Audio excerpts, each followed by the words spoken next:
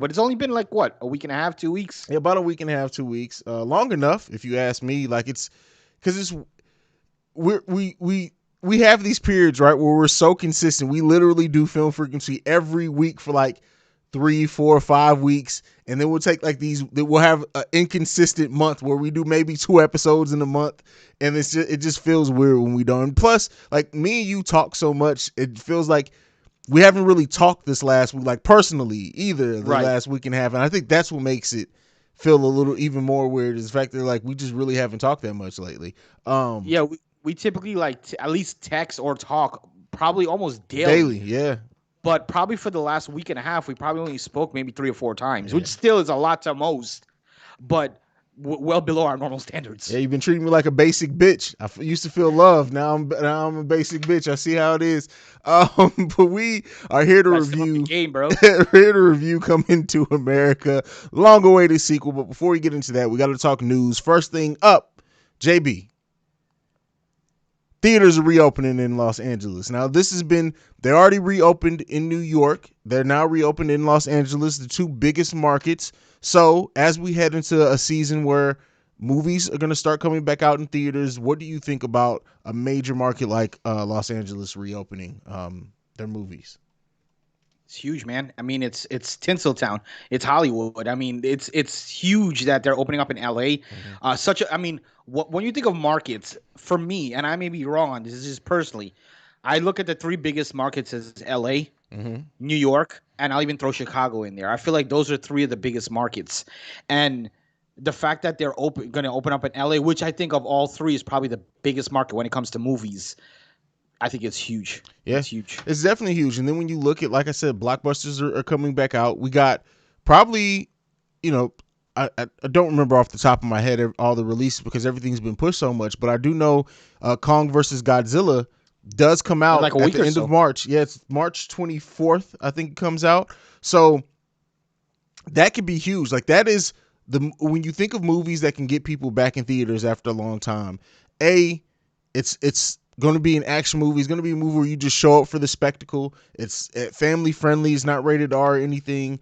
So this could be really huge for that, for the theaters as well. Because our second bit of news, we'll get into why it's good that all this timing's coming around at the same time. But one thing I have to ask you, bro, we're movie pundits in a way. Like we talk about theaters, we love movies, we like talking about the business of it. Do you think we know that for a while Christopher Nolan really pushed Tenet to have a theatrical release? He wanted it to be the first movie back when movie theaters reopened, and we know movie theaters. That movie, Russell Crowe was actually the first major movie out, but then Tenet came out the week after that. Um, do you think that it was a mistake by Warner Brothers to rush Tenet out, considering where we are? Hindsight is 2020, but considering we're at a place now where about I think the last thing I read was like 60% of theaters are going to be open by April. What do you think about that, bro? So I'm gonna answer that question in 1 second, and there's a reason why. Okay. Because initially I was gonna answer, but I want to back this up by facts. But to give you a quick answer, and before I tell you my why, I don't think it was a mistake that they did it. Um, the purpose of bringing it out is obviously for revenue purposes, but as I'm checking on Rotten Tomatoes, they have about a 70% on Rotten Tomatoes, which for Rotten Tomatoes standards is pretty good. But overall, it hasn't even broken 80. And I mean, at least from my end, I don't know about you, Mm-hmm. I haven't heard people ranting and raving about this movie. I mean, I'm all up in the award season going on right now. Golden Globes was a week or so ago. Mm-hmm. Got nothing. I think he got one nomination for like sound or some shit. I mean, Oscar nominations haven't come up yet, but other than the sound and maybe the score, there's probably gonna be nothing from Tenet. So it's complete. I don't think there's a big Well, reaction to it. what So what reaction is after the fact, right? And the only reason I cut you off there is because we know the Tenet is considered one of Nolan's. It wasn't special like Nolan's other movies. But the reason why I say that, regardless of what people, you can only have a reaction after the movie's out.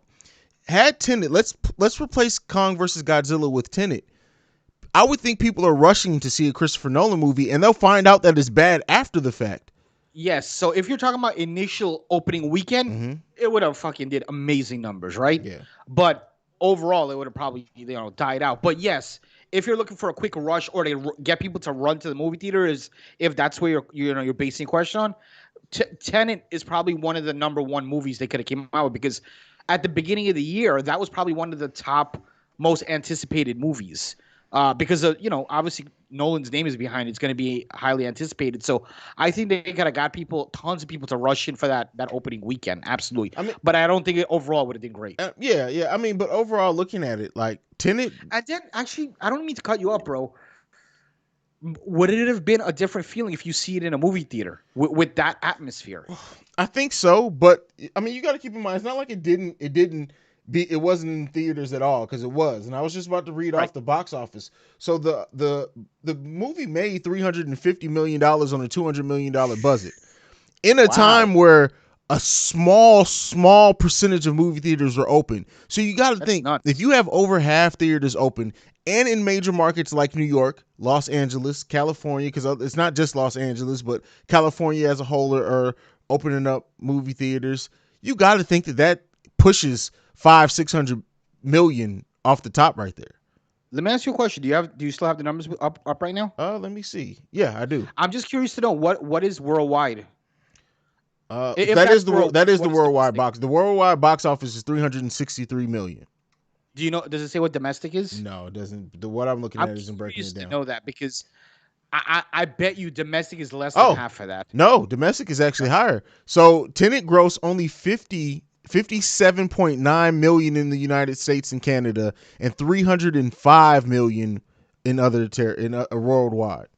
Well, yeah, that's what I'm trying to say. Domestically, you said domestic? I thought you said bad. Yeah, so no. You got to think, if over half of theaters are open, it's probably 300 million both ways. It's $600 million movie right there.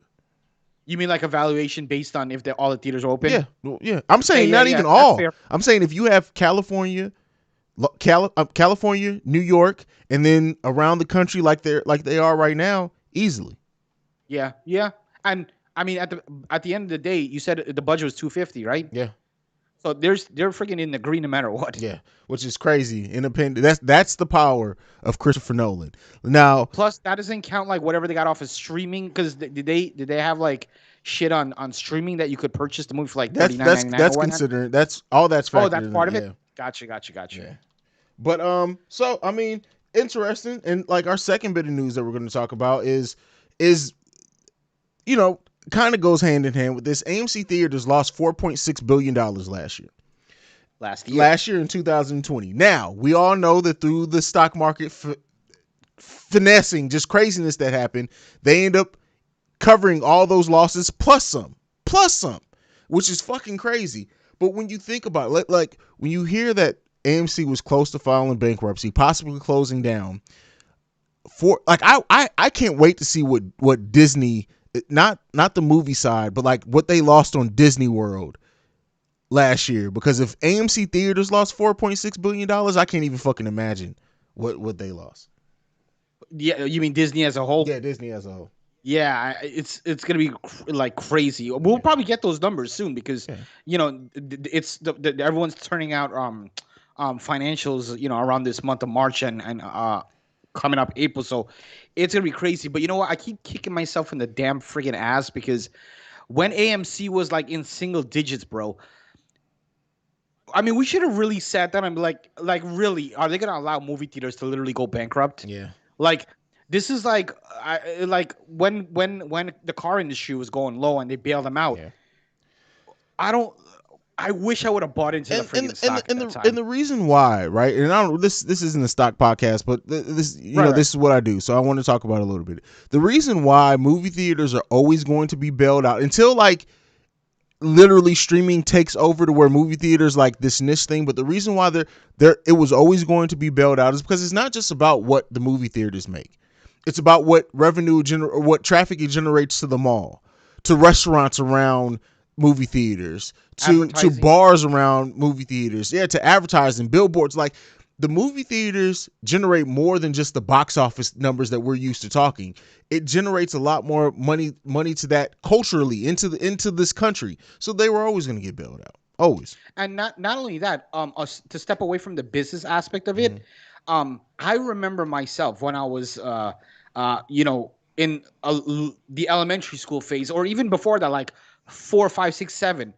A typical Friday afternoon would be literally my dad taking me to Shea Stadium to go watch a Mets game and have a hot dog. So it's that like that family atmosphere, and that's what going to the movie. I mean, you more than anybody know that it's that family atmosphere of going there, and for them to take that away, especially in these times, it's you know they were always going to get bailed out. It's just that a lot of people didn't have the I don't want to say the foresight, but a lot of people didn't think about it that deeply. They're like, hey, you know what? Maybe I could throw a little something on this. Like, let me like, I hate to keep talking about stocks, but it's relevant here because we're talking movies. You remember Movie Pass, right? Yeah. Well, I tried to get you to do Movie Pass for the longest. Yeah, but Yeah. I don't know what's going on with Movie Pass or whatever, but their stock right now is like under 1 cent. But I keep an eye on it big time because there is rumblings that AMC is going to buy HMNY, which is like the company that's the parent company of movie the people who do Movie Pass. So that could be a big thing. Do you see any way at all Movie Pass making a comeback No, Movie Pass cannot if make a AMC comeback. buys them? No, no. And the reason why I say that is that AMC has their own thing. So you're saying if AMC buys them, it's still not going to come Well, back. Go ahead. they would be buying them really not for use Movie Pass, but for their database. I get that. But no, I still don't think it comes back. Like, yeah, they get database. The only time that something like Movie Pass can work is if you know how, like with Hulu, I know Disney's the majority ownership now, but when Hulu first came around, each of the networks owned a piece of Hulu. That's why they were all able to. That's why Hulu was a one stop place where you can get all these major networks and Everything. shows. The only way that Movie Pass or something that wants to replace Movie Pass can work is if they get all the theater chains a percentage of the company, and thus they get a percentage of the profits. The reason why Movie Pass was always undercut is that the theaters weren't gaining any of the money from that. Right. So if you can get these other and that could be something we always talk about, like how streaming, for example, is can cut into, like if like Warner Brothers, they're still doing all their movies day and date, theater and streaming. People talk about what that means for the theaters. A great way for the theaters to avoid that is if they all combine together and say, look, you buy this $20 membership, you can get 3 free movies at any of the chains that are a part of this a month.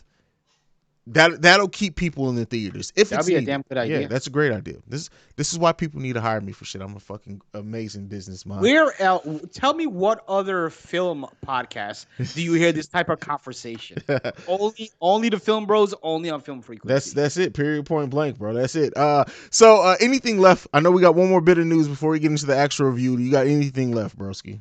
No, on to the All next. right. So Michael B. Jordan making his directorial debut, directing Creed 3. We talked about it when it was a rumor, been made official. I like this for several reasons, and I think you have some issues based on your reaction when we put this on the docket, so we'll get into that. But I like this for a couple of different things, right? Creed is going to do the numbers it's going to do. I think at this point now, even if the movie ends up being bad, it's still going to turn a profit. They make these for cheap. They turn huge profits, but it also keeps the theme. And this is, I like stuff like this. Sylvester Stallone started directing movies in the Rocky franchise. Sylvester Stallone is nobody would call him an amazing director, but in the Rocky films, he can do pretty good. Mike, I'm sure they're gonna put people in place that have probably been working on the Creed franchise. But if this is a good thing for him to cut his teeth under and to see what he can do directorially, I don't have an issue with it. What do you think? It pains me a lot because I love Michael B. Jordan. I love the Rocky franchise. It's probably, if I sit down and think about it, it's that 100% top three franchises for me of all time. Mm, I've seen every Rocky movie, well, Rocky 1 through 5, probably each over 100 times each. okay. That's how much I love the franchise. However, outside of the original Creed, these haven't been the best of movies. And I'm not saying the acting has been bad, but I don't feel like there's been enough depth with the story itself. Now, I'm excited for Michael B. Okay. Jordan. I'm excited for Michael B. Jordan. I don't know if this is his directorial debut or whatever, but I'm excited that he's going to be in this role, and I'm excited to see what he does and him get started in this. But am I going to go and watch it?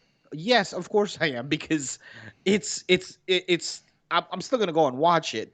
Am I gonna like it? That's a different thing. I just hope that they have. I don't know what the story is gonna be surrounding it, but I hope it has a good story because at this point, I don't know where in the hell they can go with this movie unless like we have Clubber Lang's kid coming in. But like my problem is like, what are we gonna get all of Rocky's old opponents' kids to come and do a whole nother Creed?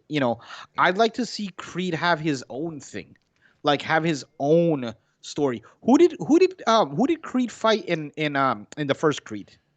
It was an actual Just boxer, but it was nobody linked to oh yeah, I think it yeah. was it might have been Andre Ward. I Don't think quote me so. on that. Let's see. Go keep going. I'll find out for you. Yeah, so I'd like to see him like shy away from Sylvester Stallone. Sylvester Stallone pulled out of the franchise. He's done with the franchise. Have its own separate thing. Just remove all of the rock. I mean, people love that nostalgic factor, as do I. But I think they need to move away from the Rocky thing and have him create his own thing, Mhm. unless they themselves don't feel the Creed thing by himself is strong enough to survive on its own without the Rocky nostalgia. I don't know. Well, I don't think that that's the case. I think Rocky's not in this one, so I mean, we're gonna see if it can stand on its own because Sylvester Stallone retired the Rocky character. He's not going to be in this film. Um, so as far as like, but film wise, the film conversations is a different piece of the conversation.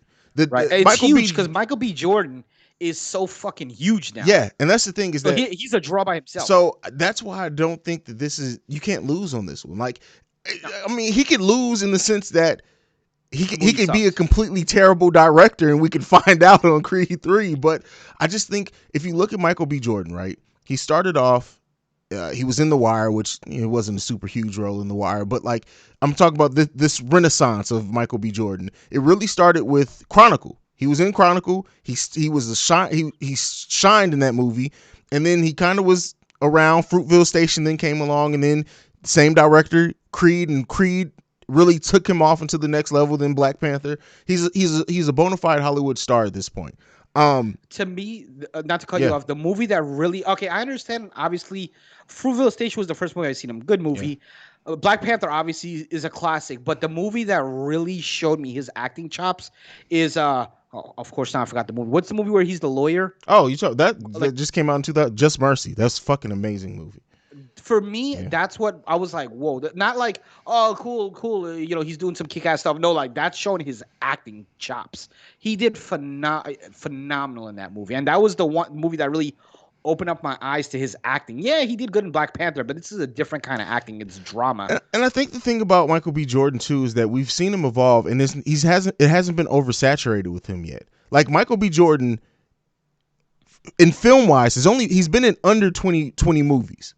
That's And that's crazy. going all the way back to when he was in Hardball and like as a kid.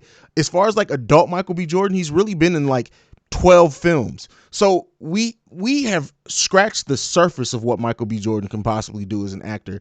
Now the director part of it, I the fact that he cut his teeth under Ryan Coogler, he's worked with him so much.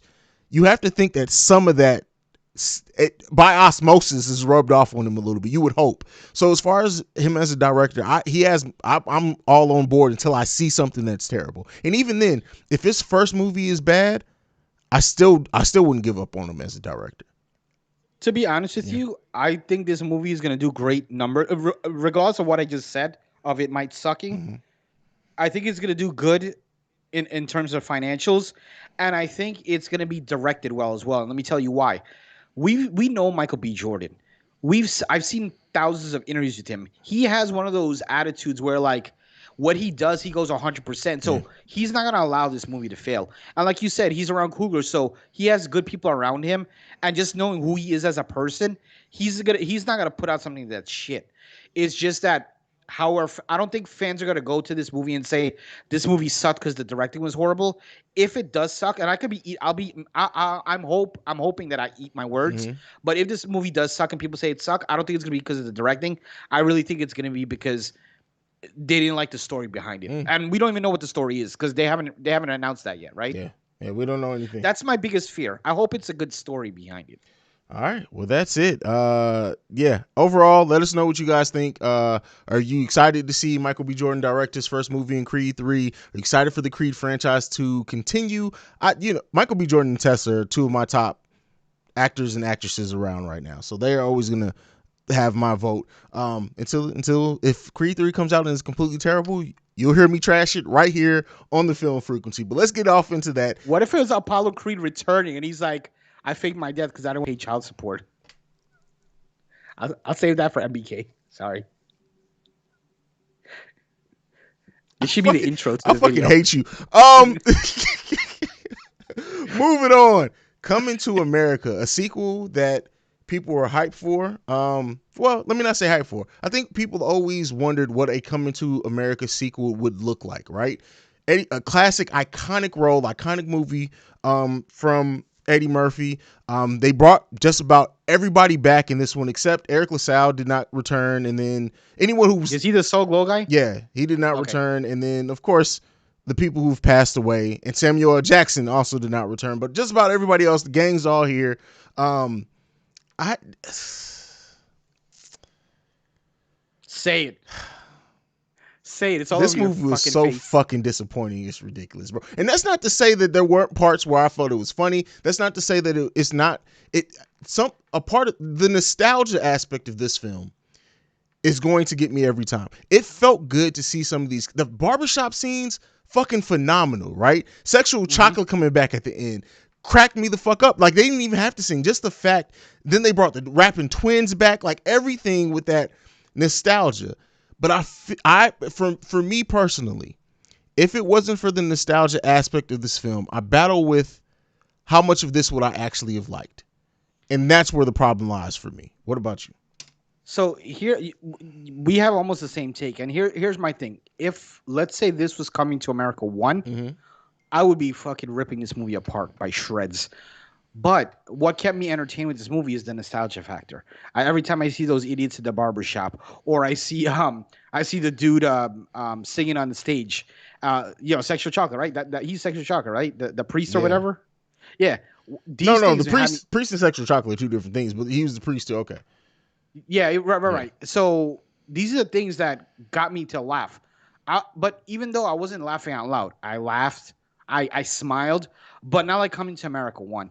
And also at the same time, normally part 1s are always better than part 2s. It's very rare that a part 2 is better than part 1. I mean, like maybe Back to the Future 2 versus 1 for me, but it's very rare. So they were already up against it. But number 2 is, I was expecting a lot of this movie, and maybe because I don't like reading into movies or watching too many trailers, so I would have figured it out. I was hoping that a lot of this would be in New York, so we would see how they reacting to 2021 or whatever 2020 New York, because a lot of things have changed since freaking the 80s. Yeah. But 90% of the movie was in I almost said Wakanda. 90% of the movie was in Zamunda. Yeah. Okay.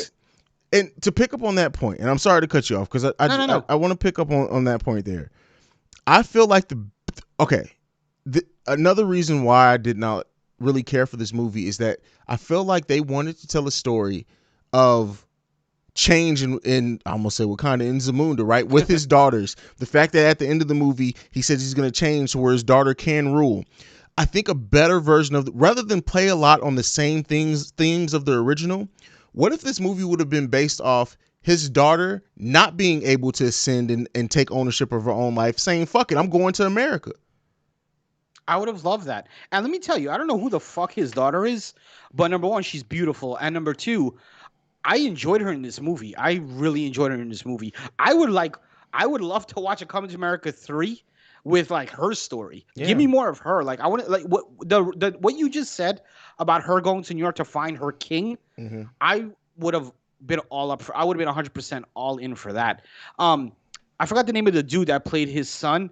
I wasn't a big fan of that dude. I forgot what his real name is. And his mom though, his mom is funny as shit. I've known her for like a long time. But the cast was outside of the original cast. The new people that we got introduced for. The new people were pretty good.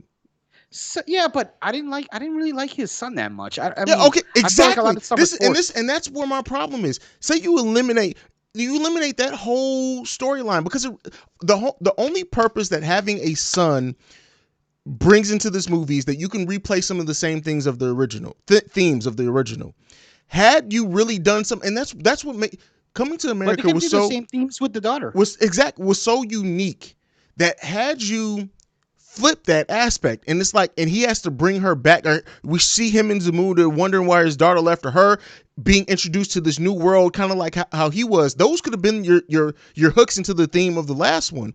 But you could have, if you wanted to tell a story about women ascending and women being powerful, which they gave them the last fight scene, it could have been so much more powerful if you had her go.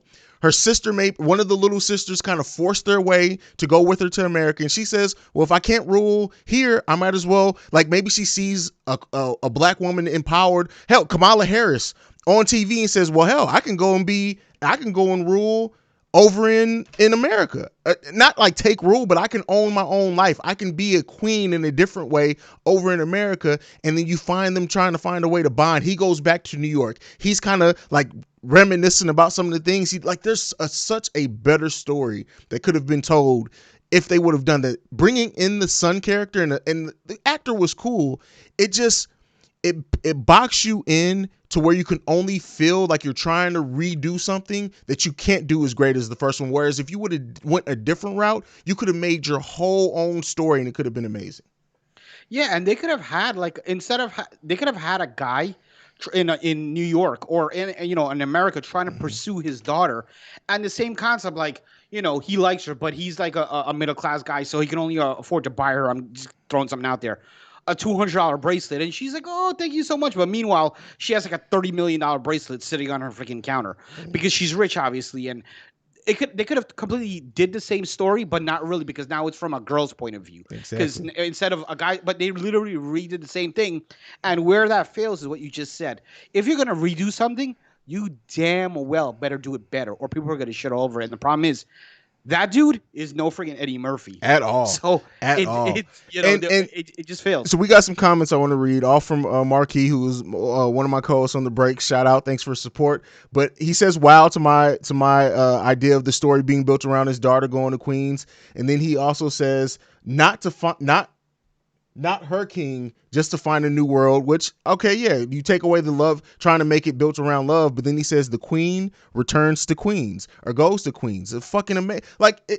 If you wanted to make the story of coming to America different, unique, but powerful, I just think that they missed such a great opportunity to do that with having the daughter be the main character there. And they had a great actress being it would be different if they had, like, if maybe the actor who played the son was a better actor than the daughter, but the daughter outshined any of the kids in this. And so I just feel like in a time period where we're telling them the stories of women being empowered and women being able to own their own stories and have their own voices, they just missed a chance to just catapult themselves and make themselves something special in a time where people want to see that type of content. At the end of the day, though, this was nothing more than, we always talk about this shit when we talk about sequels and reboots. It was probably just a money grab. So they probably literally give zero fucks. I mean, I don't know how it did in terms of financials or whatever, because I know it came out on Amazon, so I don't know how that's graded and whatnot, what the scale is. But I mean, I don't think they thought that this would like break down doors and win awards and be a completely people ranting and raving about it. But for what it was, which for me was all nostalgia, it was okay. It wasn't. I didn't expect much from this movie anyway. Yeah, we talked the about same way that. you felt about Bad Boys 3. That's how I was coming into this for Coming to America. So I didn't have high expectations. Okay. Now we haven't talked much about the actual story, and we don't do complete rundowns of the film here, but I do want to talk about, like, starting off, like, the basis of this film. Also, like, I feel like they cut Akeem's balls off early in this movie, and here's why. And this is why I don't like this. To start this off 30 years later, and he still hasn't become king just because it's that's not how this shit works. Like, it's not the British family where you got to wait on people to die, but this is African kings. But nonetheless, let's just say that.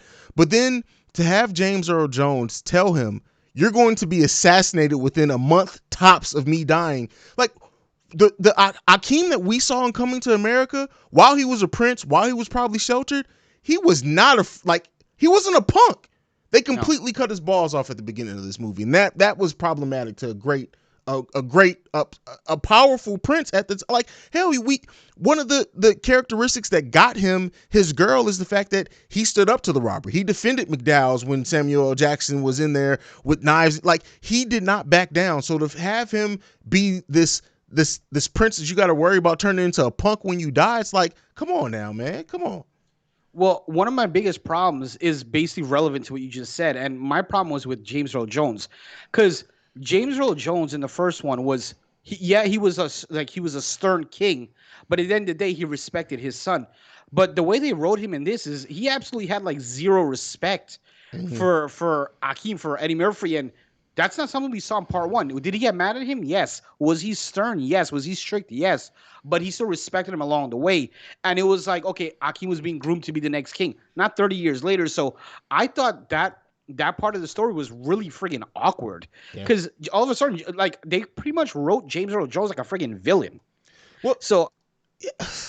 Go ahead, because I yeah, keep. so for me, that completely threw me off, and that's like at the beginning of the movie. I'm like who pissed in this guy's friggin' cereal? Because he was just like he had this attitude about him and this way about him. I think. What do you think? Yeah, he so while he wanted the best for his son, in the original he had a respect for his son.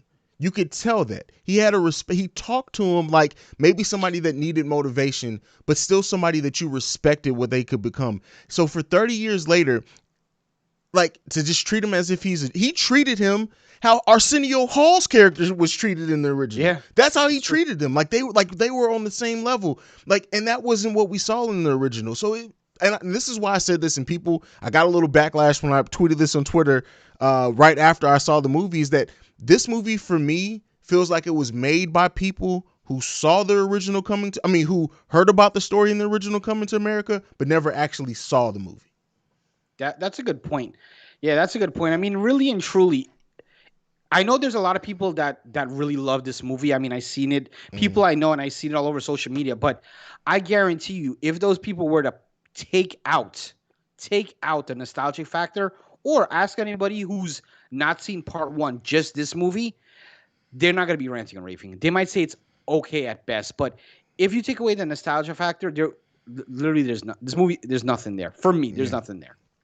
And then let's get into. So we talked about Akeem. And did you know? And I read this after the fact. And I know you usually the one who comes up with random facts, but James Earl Jones and Eddie Murphy were never in the same room at any point of filming this.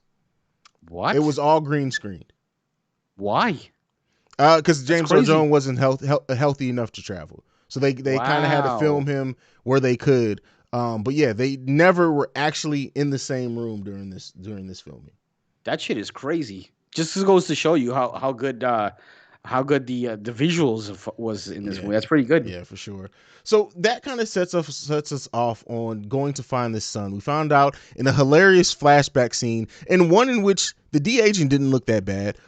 It was noticeable if you knew what you were looking for, but if you're just engulfed in the film, it didn't look too bad. But we get that flashback scene of the night, and I love that it because a lot of these movies would have did a flashback and it would have been a scene we never saw from the first one, but the fact that it was a scene that we saw, and they added some things into there, funny, but we Right. see how this son came to be.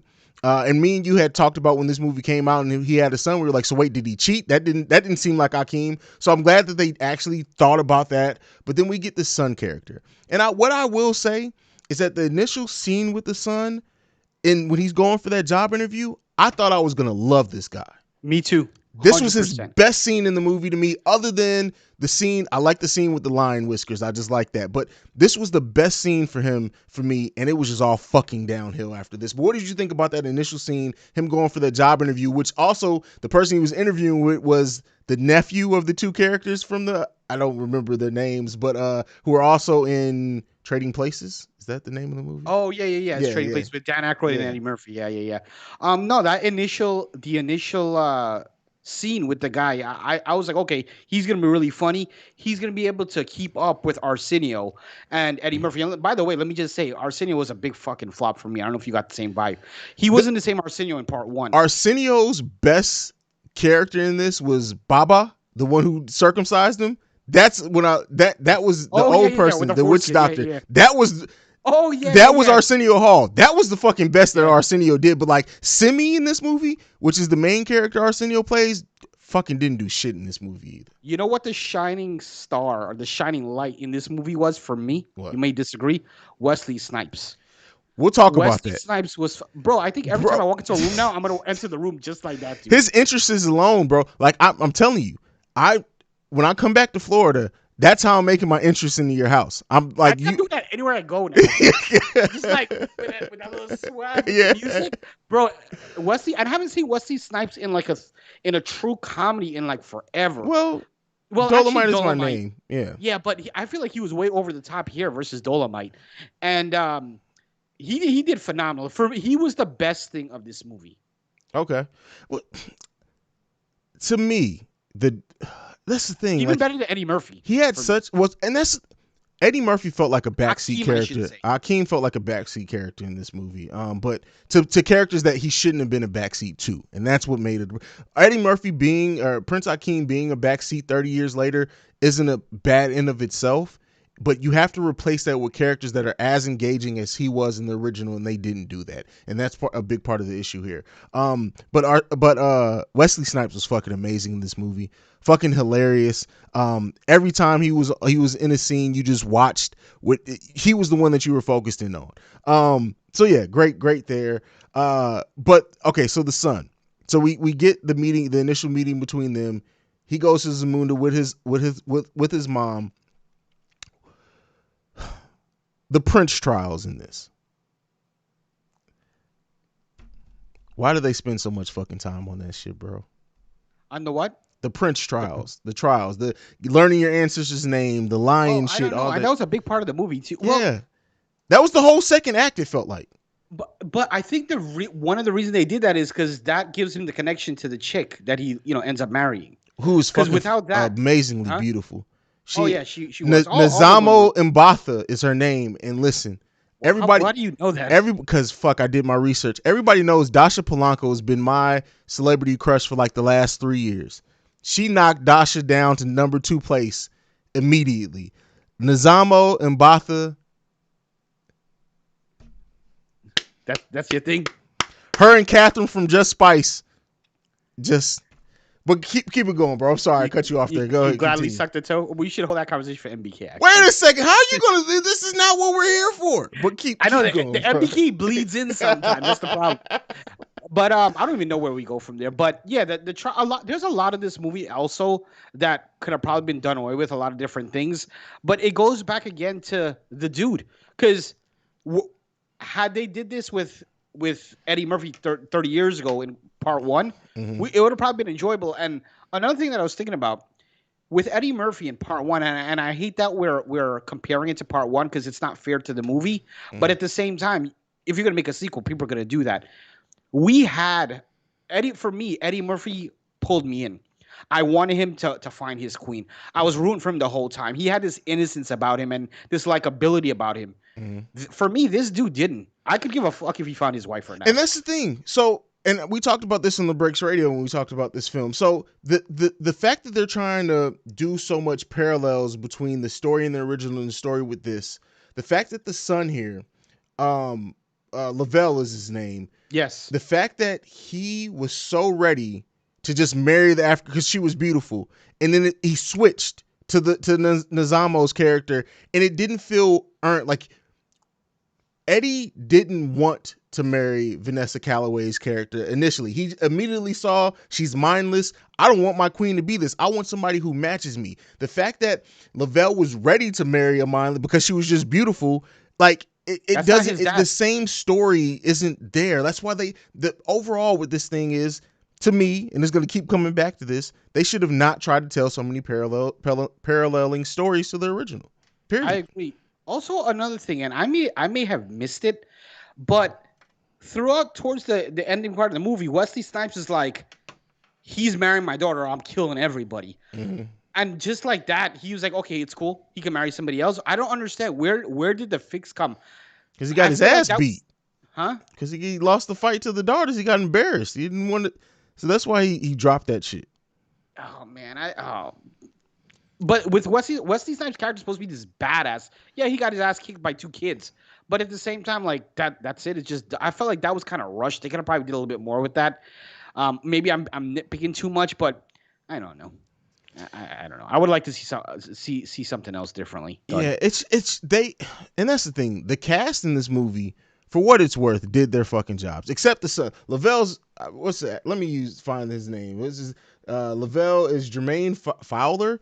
I've never seen him in anything else. Me either. I really feel like had they not tried to force that character in, we could have got a much better movie. He doesn't bring many of the laughs. He doesn't bring the depth that we from the original. It was just, and then Who would you have liked to see? Cast as that character, bro? Honest, and this Would Jamie Foxx be too old? Yeah, Jamie Foxx is way too fucking old. You don't watch Snowfall. No, but bro, I seen trailers. I need to watch that shit. It looks really good though. Dame St. Idris could have done it for sure. I honestly think Lakeith Stanfield could have done it. He probably would have been funnier, and he would have nailed Stanfield would have nailed the awkwardness of being in a different country because he's just an awkward ass person in general. But I think he would. I'm trying to think in my head. What has he done comedy? He was in Judas and the Black Messiah. But that was in comedy. No, it's not. Oh, it's comedy Atlanta. ATL. Yeah, you need like a strong. Do you not watch Atlanta? Partner. I saw the movie ATL. No. Oh God. The chick from ATL is so hot. What's her name? What was her name again? The chick from ATL. I don't even fuck her. Oh, Nunu. Yeah. But yeah. I mean, that's just people that come off the top of my head of who I would have rather been cast. But those are big names. Even if you wanted to go an unknown or somebody who wasn't too well known, you got to think that they could have found people funny. And maybe the dude is a fucking stand-up comedian. He's great, but like that shit doesn't always. Either the writers just didn't do a good job for him. And that could be it too. Maybe it's not his inability to do it. Maybe they just didn't write as well for him. Yeah, we won't know until we see him in something else. And you know what? I take that back because I have seen him in something else. He was in Sorry to Bother You with Lakeith Stanfield. He was actually his friend, and they had this hilarious argument where they were arguing with each other through compliments. So the dude is funny. He can nail comedy. So maybe it was just the writing. Yeah. See, that's unfortunate for him. Such a big stage, and if the writing's not good, but I never seen anything with him. So just based on this, I'll still see something else that he comes out with just to compare, but Yeah. So one thing that I wanted to bring up, and did this hurt or help the film, or did you not notice it? Coming to America, the original was rated R. This was rated PG-13 or just PG? I think it was 13. PG-13. Do you think that took some of the edge off the movie for you? I do, but I understand why they do it, because a lot of this movie was filmed in Zamunda. In Zamunda, people don't just walk around saying fuck. If it was in New York, I'm sure this movie would have been rated R because you would have got the neighbors fighting and just people throwing out curse words. Mm-hmm. But because it was the majority of the movie was in Zamunda, it's sort of like this classy sort of vibe. There's not like ratchet people running around and stuff. It's a classy country, so that's probably why. To answer your question though, yes. And it goes back to my bad. It goes back to me saying they should have really. I would have liked to see majority of this movie filmed in New York, like that New York side of it, because that's what I was really looking forward to. I may be biased. I'm from New York. I love my home state. But when's the last time you were in New York? 2014, 2015. It's been a while. No, you've been in New York since then, bro. Because you met up with Oh yeah, maybe 2018 with Bello. Yeah, 2018. Okay, cool. Yeah, a couple years, but I just felt there could have been done so much with Akeem seeing New York 30 years later, his daughter seeing a different place so opposite of Zamunda, and everything is gonna be like, what the hell to her? They could have did so much, and they only did just a small piece. I mean, there was like literally 10 minutes in New York, maybe if that. So I feel like they dropped the ball there for me. For sure. All right, let's get into some of the cameos, right? We did get John Amos back, who, bro, real talk, and I'm sorry, like, from Good I think I know what Times. you're gonna say. I thought he was dead in real life. Like until Bro, I swear I would have me too. I sworn swear to God, to I thought he was dead. God that he was dead. And I know that sounds morbid to say, but when he showed up, I'm legitimately looking at this like they did such a great job with the CGI on his face. Like I'm legitimately sitting here like, oh, What they are you did the thinking about? Like deepfake shit. Florida? Like James, damn, And, damn. and then I'm like, wait, is he still alive? Like, I did not know. I I'm was sorry. I did not know he was still alive. Louis fucking Anderson came back. Who, bro, I almost I thought he forgot was he was dead in the too. I'm original. not even kidding. I thought he overdosed on drugs or something. I swear to God, I'm not kidding. So I was shocked. I don't know who I was confusing him with, but I thought he OD'd on drugs and died. So you thought So a lot of literally, people were dead. Q, You thought a lot. You found out that me and a few people were because I alive through this asked Q movie. because me and Q watched this together, and I was like, "Yo, hold up! I thought he overdosed and died on drugs." He's like, "What are you talking about? That's Louis Anderson." I'm like, "Wow, I could have swore he overdosed on drugs and Do died." you know how Louis Anderson got cast in the first Coming to America? Didn't I think I read something like they forced them to have one white One person? white And person in the movie. you know what's crazy? Yeah. I went back and thought about him. Besides Louis Anderson, I cannot think of one Well, besides the t- Eddie Murphy the t- playing the character, the Jewish character in the well barbershop, the but that's not real. well that and the two white guys from Trading Places that were popped up as Oh bums yeah, yeah, briefly, yeah, but yeah. that's literally Right. the only white people in the original Coming to America, which is fuck. I found that funny as hell to find that because how many movies do you think they back then? Now it's probably more, but they said you have to cast a black person in this movie. That's crazy. It's crazy to think that. Yo, if you're But, talking about cameos, how about the voice of God, Morgan Freeman, bro? bro, I I was so fucking happy to see him. when I saw yeah, anytime you see Morgan Freeman is fun. And Morgan Freeman, like legitimately, as old as that motherfucker is, he He don't still age, got some bro. spunk. He Like does, bro. He does. He still got the double earrings, exactly, this and shit's I'm fucking like, this dude is hilarious, man. like 120, rocking the earrings and everything, and he still looks great, man. I don't know how old he is, but he looks great. Yeah, And I was just thinking, like, here are two people, Morgan Freeman and James Earl Jones, who their voices are so like they're you hear two those of the voices, most you know who they are iconic voices ever. ever. Period. Yeah, Um, yeah. yeah, fucking crazy. Uh, what? So I mean, we really ran down most of the characters. Now, two that we did skip were Lavelle's mother, played by Leslie Jones, and also his uncle, played by Tracy Morgan. And I like how they were to kind of parallel. Tracy Morgan was really the parallel semi in the playoff semi some, but they weren't overused. Tracy Morgan, I hate him as a lead in it. Please don't even have him second.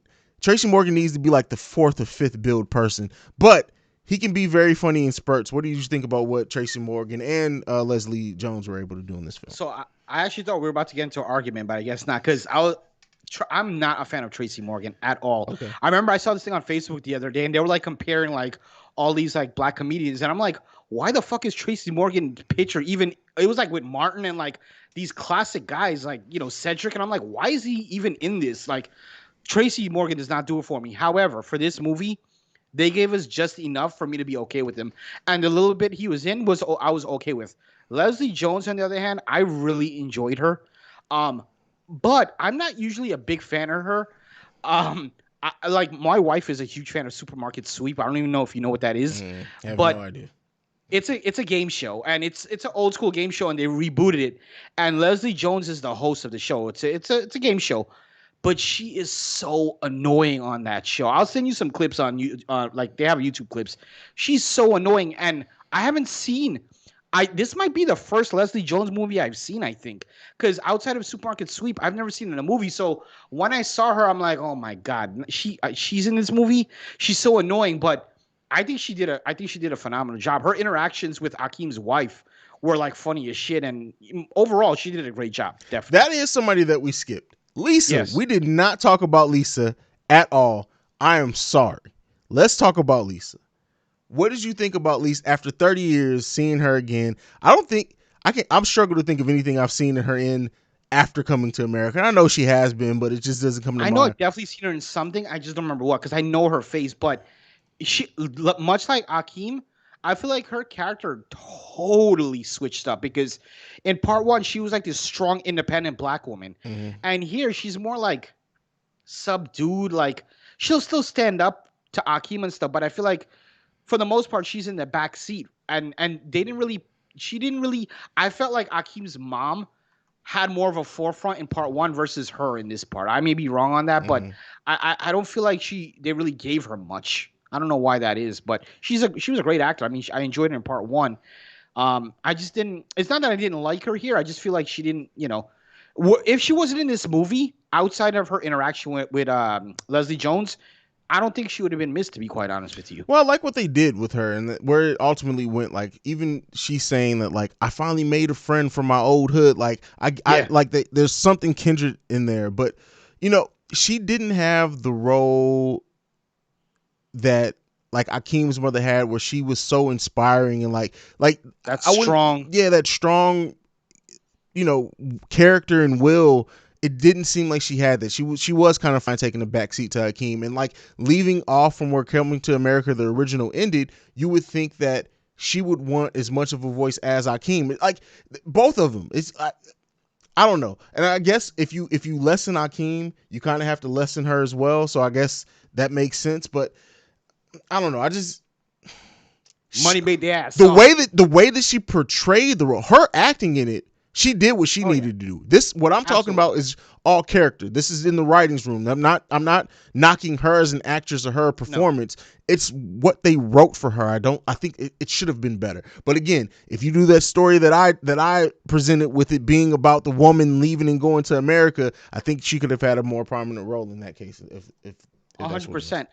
And also, they can't. You make a good point. They can't make her this strong woman, because how does that make Akeem look now? Because Akeem is also like kind of soft in a way. Mm-hmm. So now to have, well, actually, then again, you probably could have, because if you have her strong and Akeem weak, that shows the daughter like, yo, woman can do their own thing as well. And but that would be a whole different storyline, which they obviously weren't going here. They had so many opportunities to do so much good stuff, and they just gave us typical bullshit. To be honest with you, I'm Typical not I'm bullshit. not one that's like really into like movies that have political agendas and stuff, Mm-hmm.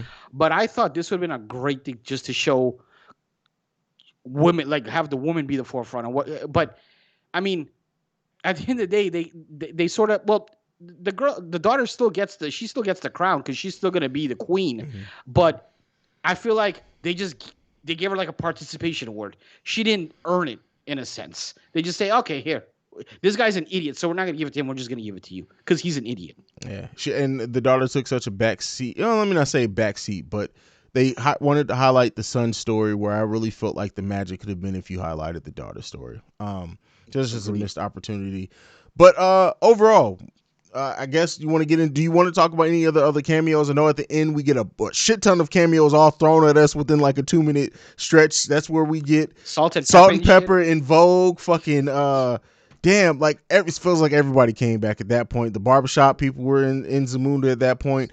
And this movie felt like the Disney version of Coming to America, the original.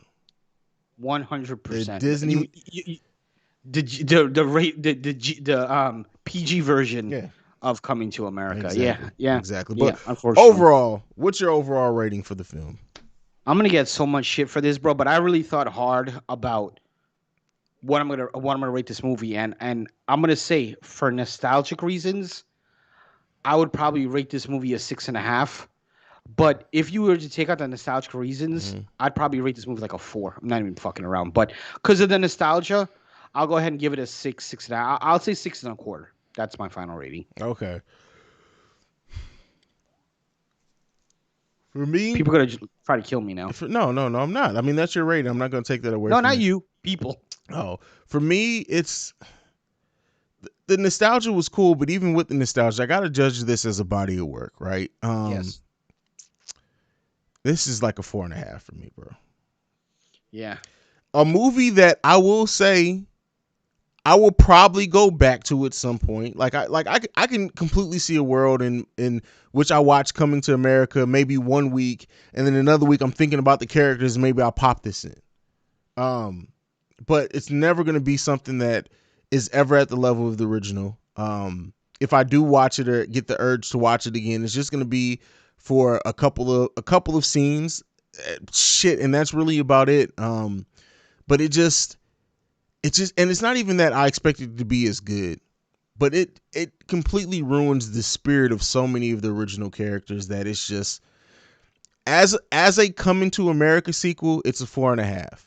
If this was just some random Disney Plus movie that I watched with my kids, it may be different, but it's not You make what a it good point. is. Yeah, So you yeah. make a good point. And one of the things that I always bring up when we do these, when we get to the ratings, is I sort of have my own scale where, and you kind of brought up where, is this something I would go out of my way to watch, like actually look for it and search and watch it, Mhm. or if it's on TV, I'm like, okay, let me watch it, or just flick the channel. And I would never in a million years say, yo, let's watch Coming to America 2. Never.